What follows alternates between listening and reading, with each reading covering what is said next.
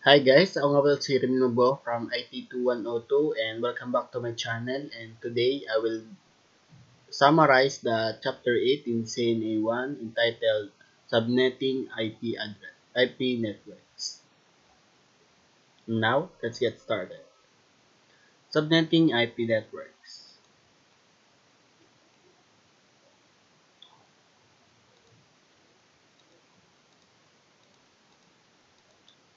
The broadcast domain have two services or that device use broadcast in an internet land to locate. The first one is the other devices, the ARP, and the services, the DHCP, which sends broadcast on the local network to locate a DHCP server. Switches propagate broadcast out all interface except the interface on which was received.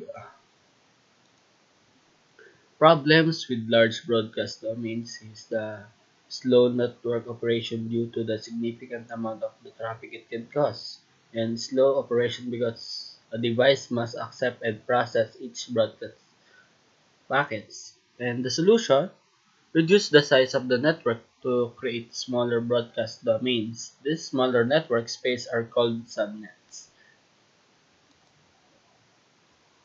Reasons for subnetting is to reduce overall network traffic and improves network performance. It is enables an administrator to implement security policies such as which subnets are allowed or not allowed to communicate together. This is the octet boundaries. The subnets are created by borrowing host bits for network bits, and more host bits borrowed, the more subnet that can be defined. Subnetting on the octet boundary, it is the first two octets identify the network portion, while the last two octets are for host IP address. It is defined up to 256 subnets, with each subnet capable of connecting 65,534 slots.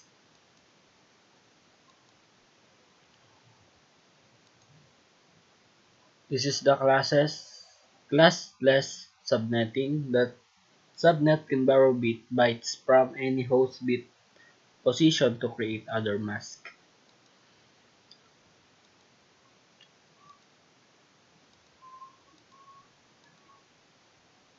This is the example of classless subnetting example. The first one is the dotted decimal addresses and the network. Creating two subnets. Subnetting formula. This is the formula that we're going to do. 2 raised to n, that n equals to bytes borrowed, and then subnetting over 24 network. For example, is this 2, 4, 8, 16, 32, 64. And then subnetting, calculate the host formula, which is the 2 raised to n, that the n is the number of bytes remaining in the host field minus 2.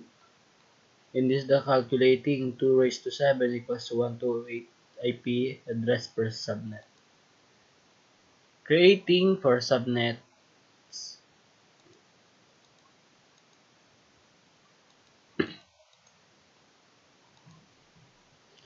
Calculating the host.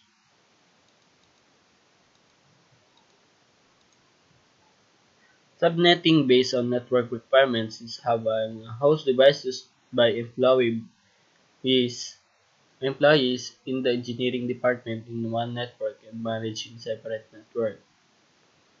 For example, in this network requirement example,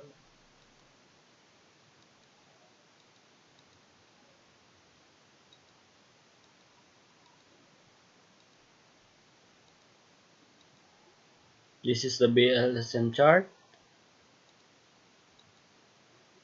Network addressing planning. This is planning requires decision on each subnet in terms of size, the number of hosts per subnet, and how host address will be assigned. Planning to address the network is each host in an internet network must have an unique address and need proper planning and documentation. Assigning addresses to devices that require an end-user client, servers, intermediary devices, and the gateway. End-user clients can be set for DHCP to save time and manual errors, while servers configure with static address and intermediary devices set with static address for remote management. And last, the gateway that the router interface used to exit the network.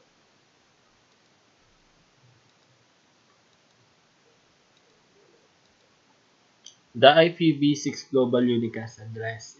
This is the structure that global routing prefix is the prefix or network portion of the address that assigned by the provider.